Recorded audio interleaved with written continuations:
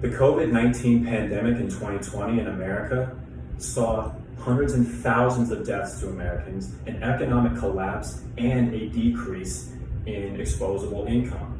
However, certain products like marijuana are on the rise a lot. Why is that so?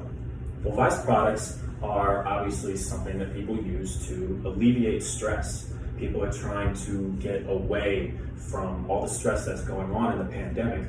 Therefore, people turn to more stuff like alcohol, cigarettes, and of course, marijuana to take the edge off. Ultimately, the pandemic was good for the cannabis business because it accelerated the growth of the industry by more people turning to vice products in a time of need. However, in order for there to be an industry for this, it has to be legal and it has to be trackable.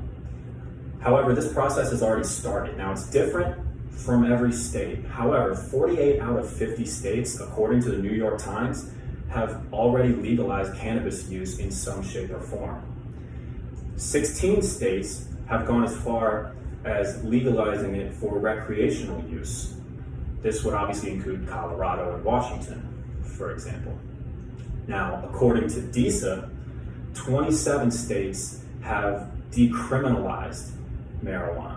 So therefore you don't have to go to jail for it. And that's kind of just a way that everything is moving in a certain direction of legalizing weed. Now, as far as the actual growth in the industry, there's plenty of statistics to back this up. According to Arcana, legal sales of marijuana and cannabis products on 4/20, April 20th alone this year exceeded $95 million. However, while one can expect sales for this product to increase on 4/20, this is a product of a much bigger trend in the industry. According to Grand Market Research, $18.7 billion was the market last year in America for cannabis products.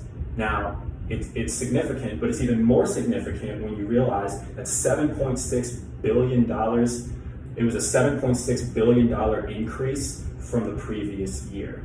And so you can see everything moving in a certain direction, and people are investing more into this, and it's becoming more abundant.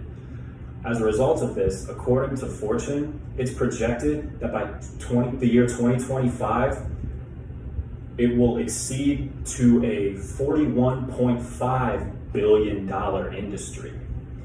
Now, in order for this to happen, people have to obviously be willing to change their stances from the past.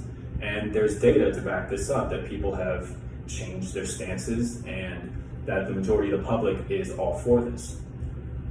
According to Fortune, 2/3 of the population would like to see marijuana legalized. However, this increases to 79% among 18 to 29-year-olds in the US. That's very significant because when you look at the future, you have people that are going into the workforce that are going to be the future of the workforce, and the vast majority of them support legalization. Now, according to a Verily chart, 72% of people that they conducted a poll on, 72% of the people that answered the pandemic as the primary source of all of their anxiety and their stress in 2020. Out of those 72% that answered the pandemic, 40% of these people said they turned to weed as their primary method to cope. This was actually exceeding alcohol as the most abundantly used vice product during this time, according to the data. Also, not to mention, you have to look at who in the past has been opposed to weed. It would be, for example, Republicans or people on the conservative side of the spectrum. However, now, according to the New York Times, 48% of Republicans are now in favor of legalization. This is much more significant than in previous years, and given that they are the main detractors, this only means that in the future it's more likely to become reality.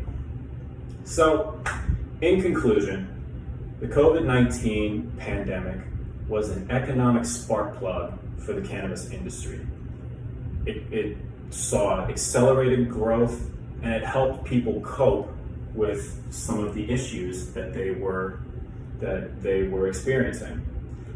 Ultimately, cannabis will only continue to grow as an industry and become more abundant, similarly to alcohol is today. And we'll see an entire industry having this be a part of the economy for the future. Thank you.